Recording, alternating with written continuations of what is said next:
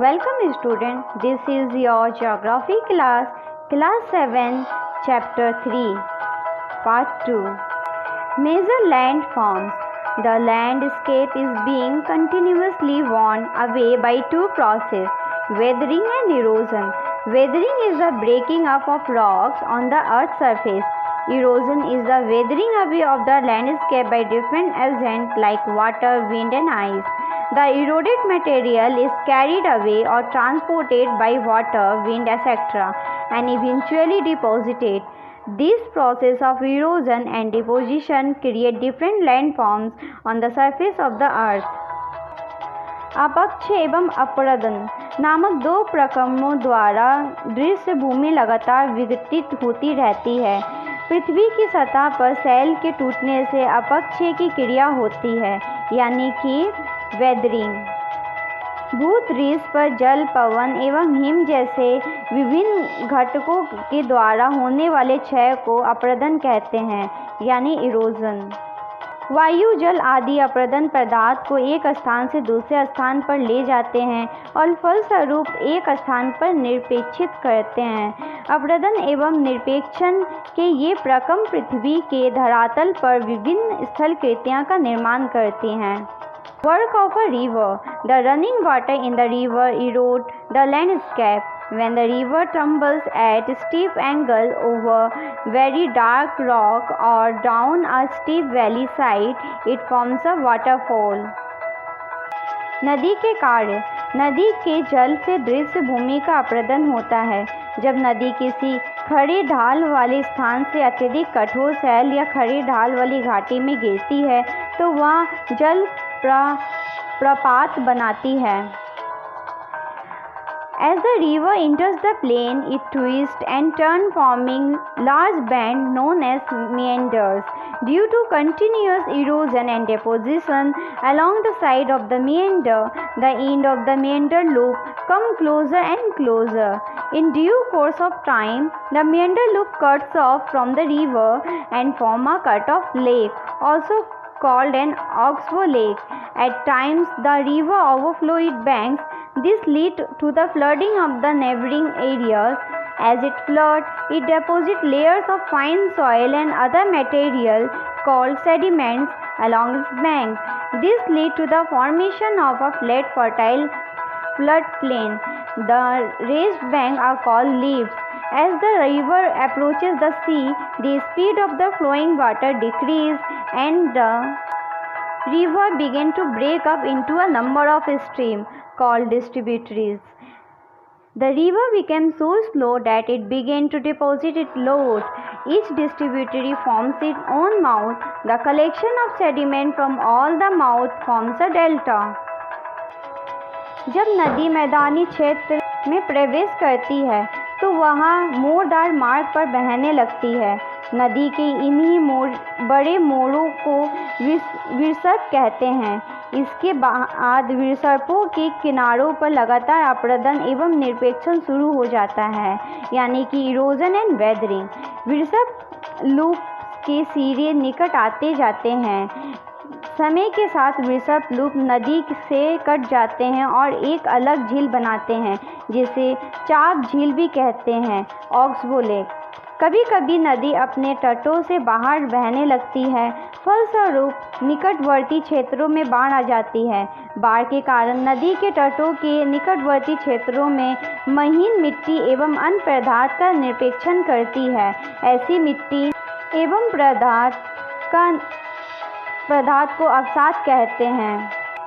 समुद्र तक पहुँचते पहुँचते नदी का प्रवाह धीमा हो जाता है तथा नदी अनेक धाराओं में विभाजित हो जाती है, जिनको वितरिका कहा जाता है, यानी लेव्स। यदि नदी इतनी धीमी हो जाती है कि वह अपने साथ लाए मलबे का निरपेक्षण करने लगती है, प्रत्येक वितरिका अपने मुहाने का निर्माण करती है।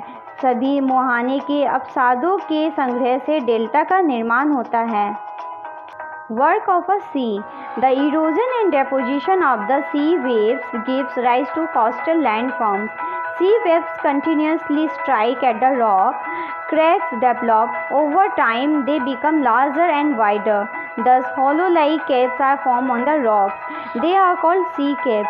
As these cavities becomes bigger and bigger, only the roof of the caves remains, thus forming sea arch. Further erosion breaks the roof and only walls are left.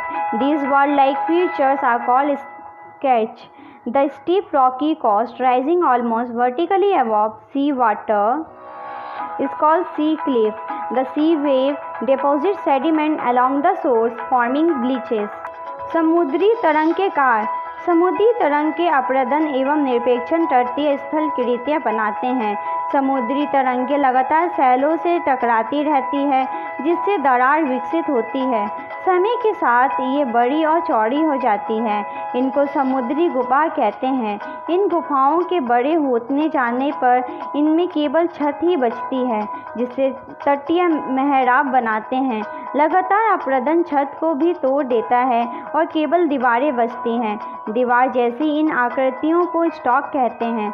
समुद्री जल के ऊपर लगभग ऊर्ध्वाधर उठे हुए ऊंचे शैलीय तटों को समुद्र भृगु कहते हैं। समुद्री तरंगे किनारे पर अवसाद जमा कर समुद्री पुलिंग का निर्माण करती हैं। Work of ice.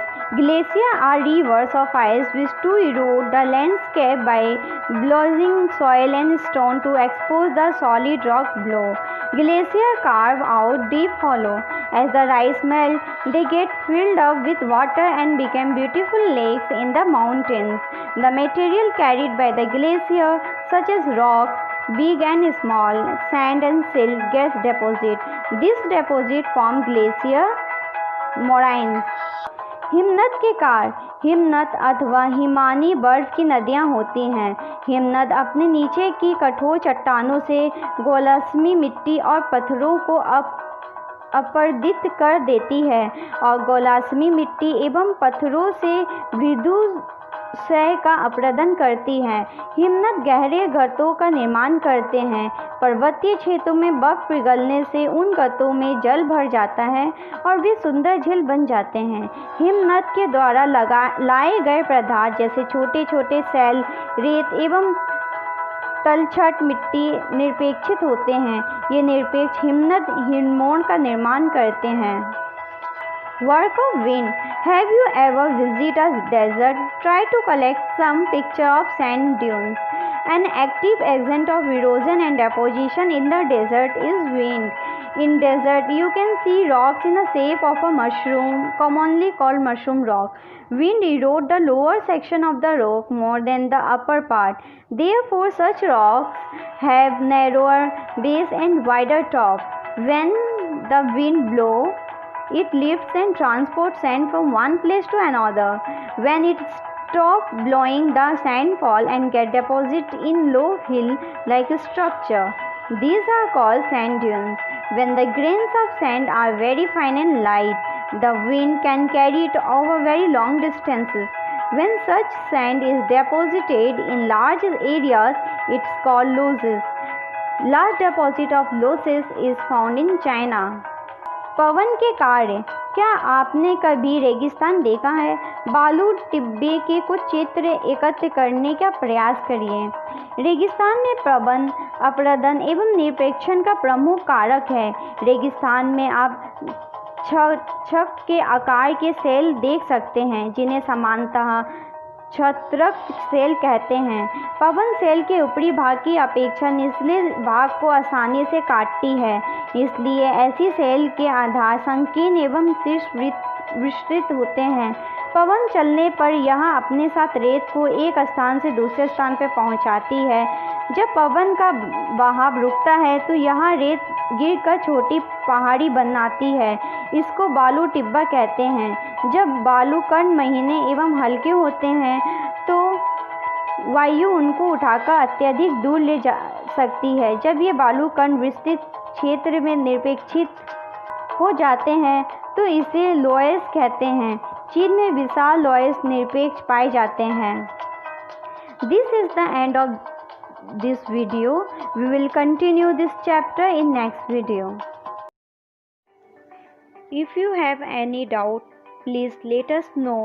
We will try to clear your doubts in another video.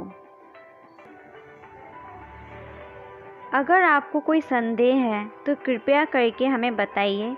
हम अगले वीडियो में आपके संदेह को दूर करने का प्रयास करेंगे।